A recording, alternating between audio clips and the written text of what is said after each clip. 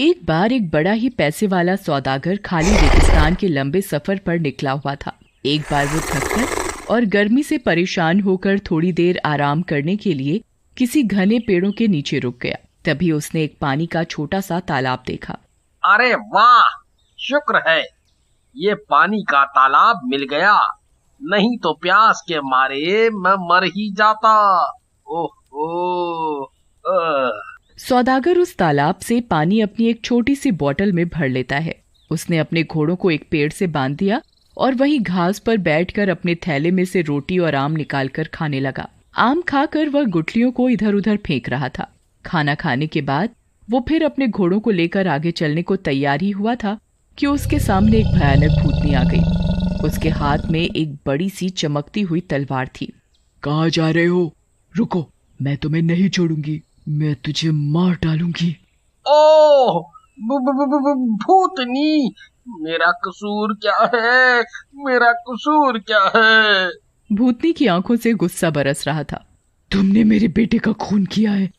मेरा बेटा जब इस झरने के पास से उड़ रहा था तब तुम्हारी फेंकी हुई आम की गुठलियों से वो घायल हो गया। भयभीत सौदागर की आंखें डर से फटी जा रही थीं। उसने गिड़गिड़ाकर भूतनी से माफी मांगी, पर भूतनी किसी भी तरह उसे छोड़ने को तैयार नहीं हुई।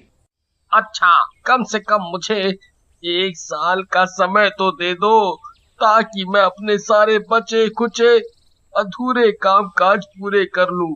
मैं वादा करता हूँ, जिस दिन ये 1 साल का समय पूरा होगा उसी दिन मैं ठीक इसी जगह तुमसे मिलूंगा, और फिर अगर इच्छा हो तो आप मुझे मार भी सकती हैं।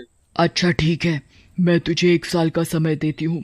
जा, अपना अधूरा काम पूरा करके आ, लेकिन याद रखियो, मुझसे भागने की कोशिश मत करना। अगर तू अपने वादे पर यहाँ नहीं आया तो तू जहाँ भी होगा मैं तुझे ढूंढ निकालूंगी। इतना कहकर भूतनी गायब हो गई और सौदागर जल्दी से अपने घोड़े पर सवार होकर आगे बढ़ा।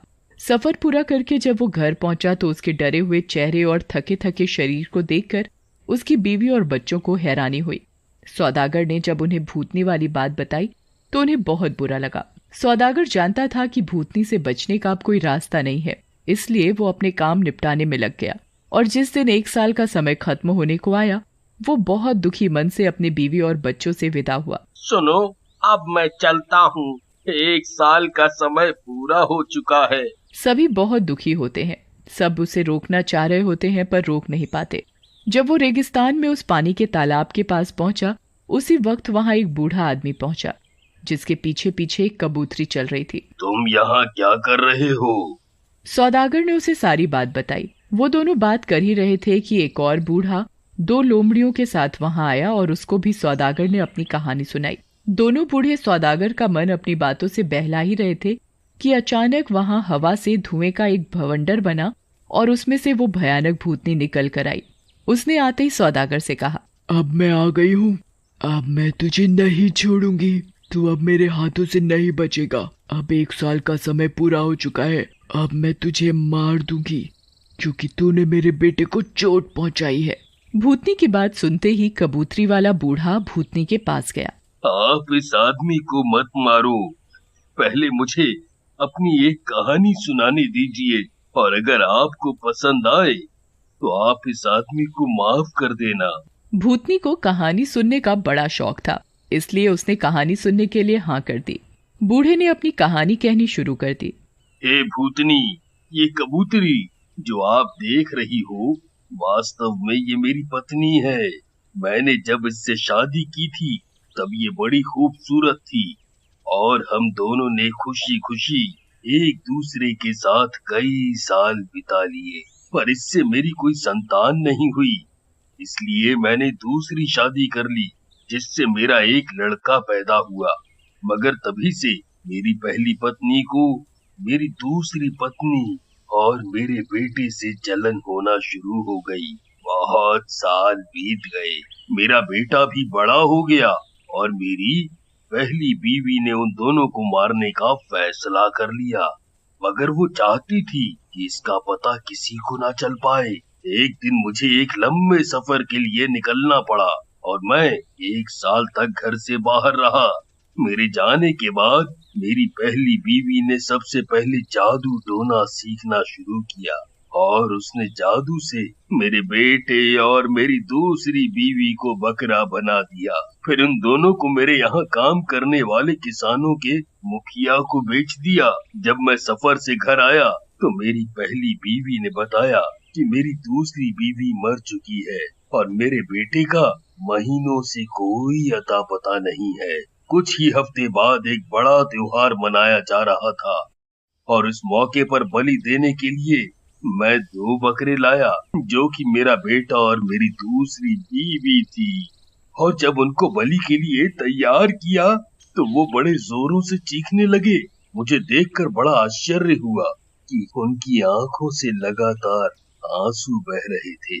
मुझे उस बेचारी पर जाने क्यों बड़ी दया आ गई और मैंने उनकी बलि नहीं दी। पर मेरी पत्नी गुस्से में आकर मुझे भला बुरा कहने लगी।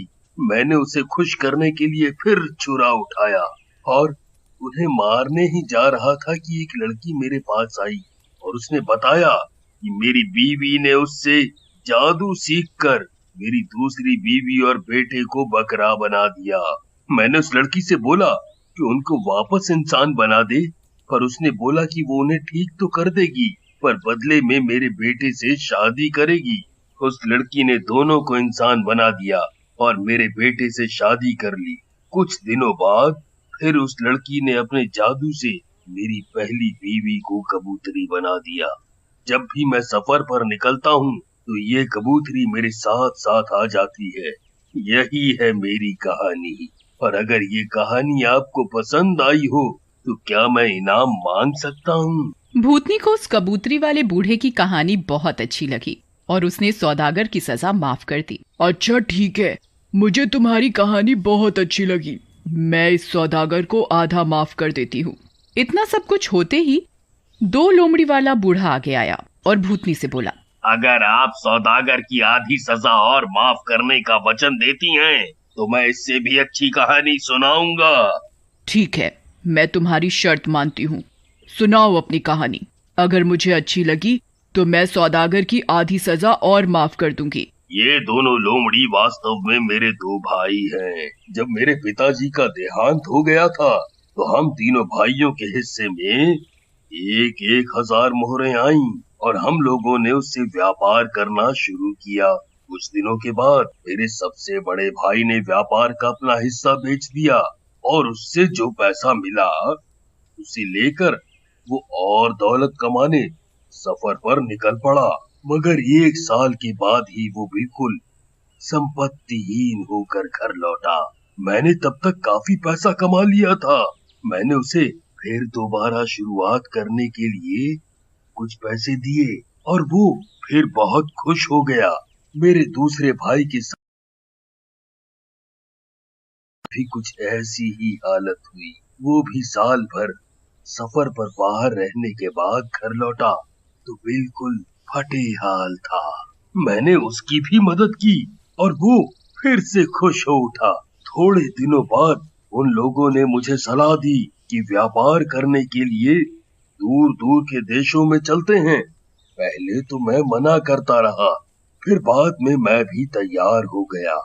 हम लोगों ने दूर दूर के देशों का सफर किया और खूब पैसा कमाया। बाहर निकले काफी समय हो चुका था, इसलिए अब हम घर लौटना चाहते थे। पर तभी एक अजीब घटना हुई। एक दिन मैं नदी के किनारे घूम रहा था कि फटे पुराने कपड़ों में एक बड़ी सुंदर लड़की मेरे पास आई और उसने मुझसे शादी करने की इजाजत मांगी। मैंने बहुत सोचा, पर वो इतनी खूबसूरत और नेक लगी कि मैंने उससे शादी कर ली। पर मेरे दोनों भाई मेरी दौलत और मेरे अच्छे नसीब से बड़ा जलते थे। एक रात जब मैं और मेरी पत्नी गहरी नींद में सोए थे, मेरे भाइयों ने मुझे और मेरी बीवी को उठाकर नदी में फेंक दिया। इस तरह वो दोनों मेरी सारी संपत्ति हड़पना चाहते थे। पर मेरी अच्छी किस्मत देखिए कि मेरी बीवी परी निकली, उसने मुझे बचा लिया। मगर वो मेरे भाइयों से इतना नाराज हुई कि उन्हें जान से मार देना चाहती थी। मैंने बड़ी मिन्नतें की कि वो उन्हें जान से न मारे और वो राजी हो गई, मगर उसने अपने जादू से मेरे दोनों भाइयों को लोमड़ी बना दिया और मुझसे कहा कि ये 10 साल तक इसी तरह लोमड़ी बने रहेंगे। जिस दिन 10 साल पूरे होंगे उस दिन मैं उन्हें फिर से इंसान बना दूंगी। और वो अपने मिलने का पता बताकर गायब हो गई। आज अब 10 साल पूरे हो रहे हैं। मैं अपने भाइयों को फिर से इंसानी रूप में लाना चाहता हूँ, इसलिए उस परी को ढूंढता फिर रहा हूँ। हे भूतनी, यही है मेरी कहानी, और अगर आपको ये पसंद आई हो तो मैं निवेदन करता हूँ कि सौदागर की आधी सजा और माफ कर दो। अरे वाह, मुझे तुम्हारा भी किस्सा बहुत पसंद आया। लो, मैंने तुम्हारे कहने पर इस सौदागर की बाकी बची सजा और माफ कर दी। फिर एक धुएं का बवंडर उड़ा और उसमें वो भूतनी गायब हो गई। खुश होकर सौदागर ने दोनों बूढ़ों को सीने से लगा लिया और उनका बहुत शुक्रिया किया। अपनी जिंदगी के बाकी दिन उसने बीवी और बच्चों के साथ बड़े सुख चैन से गुजारे।